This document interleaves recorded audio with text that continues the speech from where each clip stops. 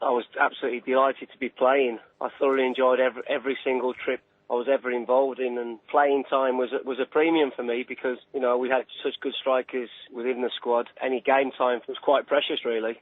You know, and to play against England at Lansdowne as well was just absolutely brilliant. I was so pleased not only just to be in the squad, but to be actually starting was a great thing for me. It was one of the biggest so-called friendlies of the year.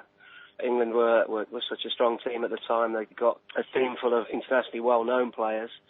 To boot, we had some fantastic players in our squad. So it was a super fixture, and obviously everything connected with England and Ireland that sort of goes on top of it was, added a little bit more spice to the game itself. The two teams have met quite a number of times in the few years leading up to it, of course, in competitive games. They're always close. And then given the political situation at the time, I mean, did you, as a squad, did you discuss it in the lead up to it? Not at all. That wasn't mentioned. Jack and Morris setters were purely all about the football. Anything else on the periphery had nothing to do with Jack and the backroom staff and the players. You know, it wasn't as if that was a motivational factor or anything. I can't honestly remember Jack saying anything. Yeah, at the end of the day, Jack won the World Cup with England, but he was our national manager and he wanted to win. And there was no difference between a sort of political side of anything than any other game. It was purely and simply the will and the hope and the wish that we were going to win the game. And then you got to Lansdowne itself. Did you have any sense at that stage that there might be a bit of trouble brewing? No, goodness no, not at all. We went out and warmed up. The crowd were very, very noisy, as were the England supporters. It was a very vociferous greeting that both teams got. I could see where the England supporters were, but you know, I didn't think at any moment or any stage there was going to be any issues or any problems.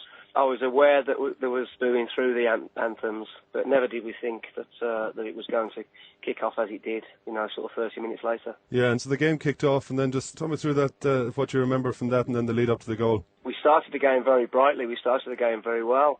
I remember that I had a couple of half chances that, you know, I thought that I could have done a little bit better with. And then, of course, when the goal came, it was, I suppose the best way of putting it was a bit of a sclaffed effort. It was a bit of a miss hit. But fortunately, it bounced across the side of the goal, and David Seamer, you know, it went just across the top of his arm. So just absolutely delighted that it had gone in. And I remember celebrating in the far corner with the lads.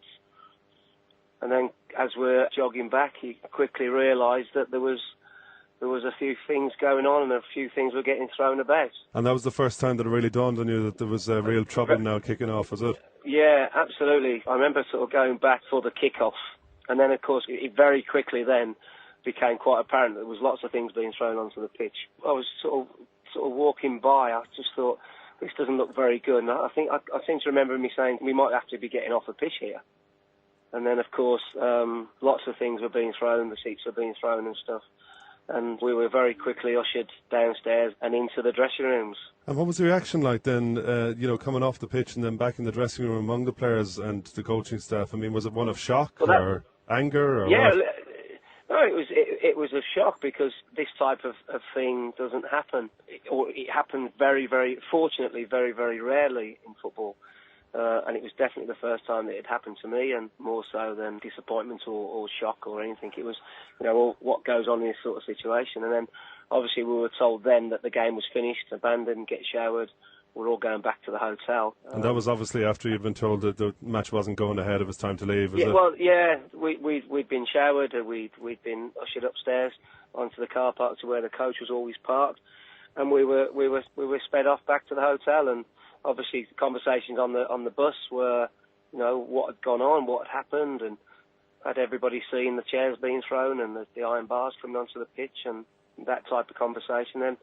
And of course, when we got back to the hotel and you put your news channel on and you see exactly what's going on, it was bewilderment, really.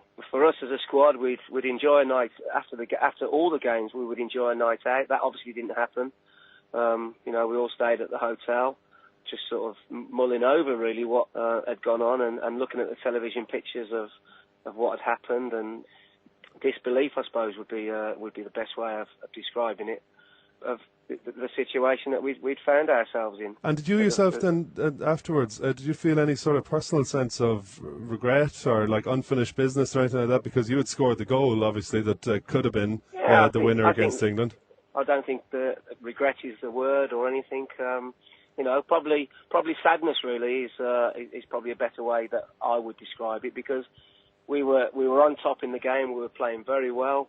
Like you say, we went 1-0 up, and we were looking forward to the rest of the game. So I would say, from my point of view, really sadness that unfortunately these fools and idiots caused the stoppage of the game.